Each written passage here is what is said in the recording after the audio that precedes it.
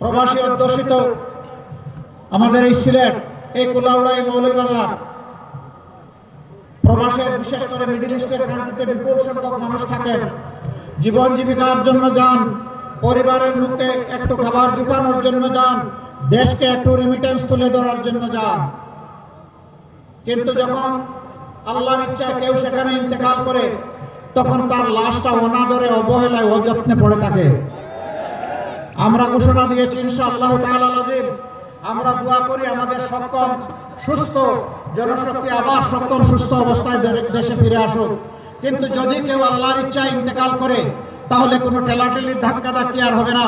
রাষ্ট্র তার নিজস্ব দায়িত্বে ইনশাআল্লাহ লাশগুলো সম্মানের সাথে বাংলাদেশে নিয়ে আসবে।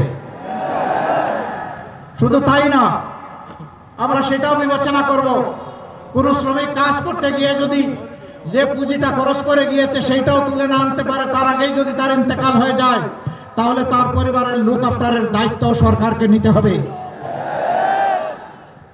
সে বেওয়ারিশ পরে থাকবে না এই পরিবারের অভিভাবক হবে সরকার।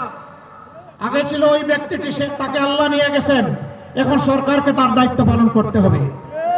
দেশে চুরি এবং চাঁদাবাজি বন্ধ হলে এই সকল দায়িত্ব নিষ্ঠা এবং স্বস্তির সাথে পালন করা যাবে ইনশাআল্লাহ।